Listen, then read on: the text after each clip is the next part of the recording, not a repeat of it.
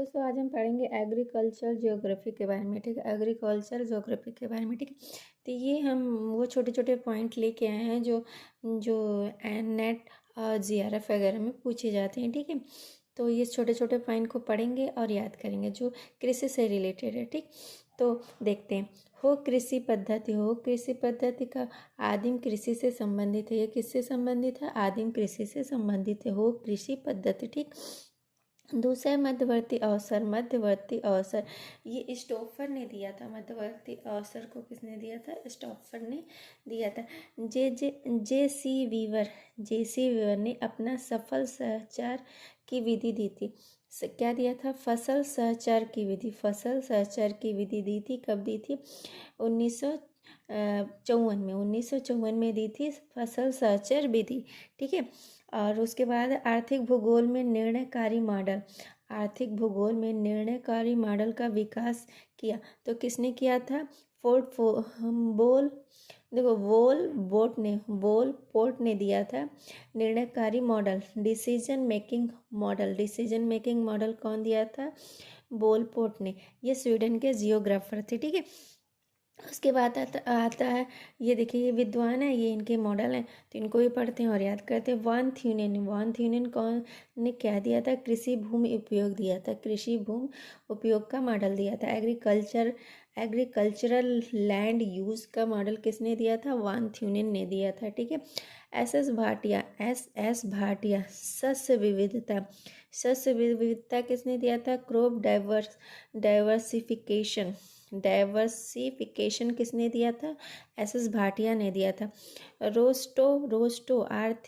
Rosto ने दिया था आर्थिक वृद्धि का मॉडल किसने दिया था? रोस्टो ने दिया था। मॉडल ऑफ इकोनॉमिक ग्रोथ कौन दिया था? रोस्टो ने। इगलस नाथ इन्होंने दिया था निर्यात आधार मॉडल किसने दिया था? इगलस नाथ ने। और उसके बाद छठा है एकांकी राज आइसोलेटेड स्टेट किसने दिया था?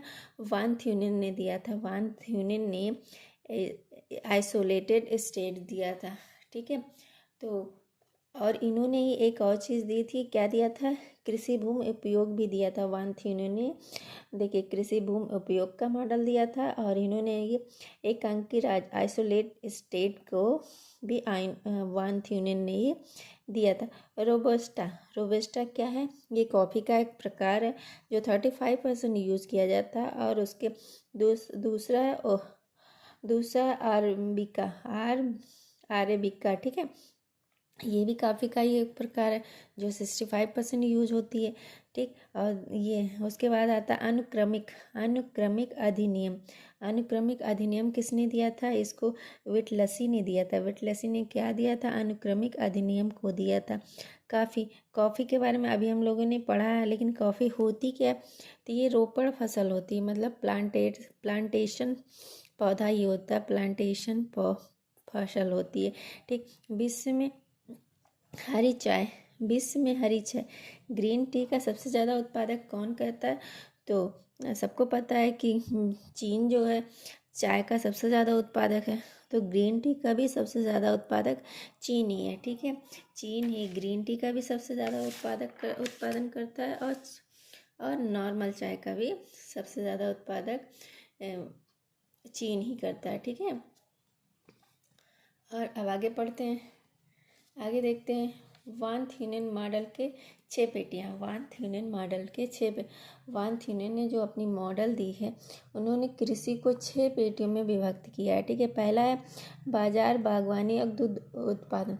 उन्होंने अपनी पेटियों में सबसे नज़दीक, सबसे पास किसको रखा? दुग्ध उत्पादन और बाजार बागवानी को, क्योंकि उन्हें पता मतलब जब इंसान रहेंगे तो सब्जी खाएंगे, दूध का यूज़ करेंगे, दूध ज़्यादा दूर से आएगा जाएगा तो खराब होने का चांस है, इसलिए सबसे नज़दीक की पेटियों में उन्होंने दूध और बाजार बागवानी रखा। दूसरा रखा ईंधन, लकड़ी और टीवर, मतलब खाना बनाने के लिए लकड़ी का यूज़ करना ही है, तो इसलिए दूसरा स्थान लकड़ी को रखा। तीसरा बिना पड़ती भूमि के फसलों की खेती, मतलब जो भूमि होती है जिस पे खेती की जाती है, उन फसलों को रखा।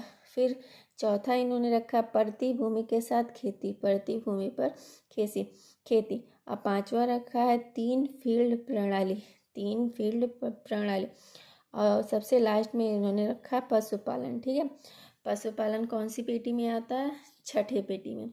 ठीक, तो हम लोग याद कर लेंगे। छठे पेटी में आता है पशुपालन, पाँचवें में तीन फील्ड प्रणाली, और चौथे में परती भूमि के साथ खेती, और तीसरे में आता है बिना परती भूमि के फसलों की खेती। ठीक है, अब आगे देखते हैं ये क्या है। ये भी एक पद्धति है और ये विद्वान है। तो न्यूनतम विचलन पद्धति किन्होंने दिया था? वीवर ने दिया था। न्यूनतम विचलन पद्धति किसने दिया था? वीवर ने दिया था। मैक्सिमम डिस्टेंस पद्धति, मैक्सिमम डिस्टेंस पद्धति किसने दिया था? आयर ने दिया था। फसल और पशु संयोग किसने दिया था? कोपोक ने दिया था। अधिकतम धनात्मक विचलन किसने दिया था? रफ़ीउल्लाह ने दिया था। रफ़ीउल्लाह ने अधिकतम धनात्मक विचलन दिया था, रफ़ीउल्लाह ने। तब उसके बाद मिट्टी के प्रकार और उनके पीएच मान। ठीक, तो कृषि मिट्टी, इसका पीएच मान 5 से 8 के बीच में होता है। अधिकतम अम्लीय मिट्टी, इसका पीएच मान 4 से लेके 4.5 तक होता है। निरपेक्ष मिट्टी पीएच, इसका पीएच मान 7 होता है। अत्यधिक क्षारीय मिट्टी, इसका पीएच मान 8 से 8.5 के बीच होता है। ठीक है, अब देखते हैं चाय सबसे अधिक निर्यात आयातक देश। चाय का सबसे अधिक आयातक देश कौन सा है? तो चाय तो सब जानते हैं, निर्यात तो चाय का चीन करता है, लेकिन आयात कौन करता है? पाकिस्तान करता है। ठीक है, क्योंकि पाकिस्तान में चाय की पैदावार नहीं होती, तो चाय सबसे ज़्यादा पाकिस्तान में मंगाई जाती है, आयात की जाती है। परिवर्तन विसरण का सिद्धांत का प्रतिपादक कौन है? हैंग स्टैंड है। हैंग स्टैंड ये कहाँ के हैं? स्वीडन के हैं। हैंग स्टैंड कहाँ के हैं? स्वीडन के हैं।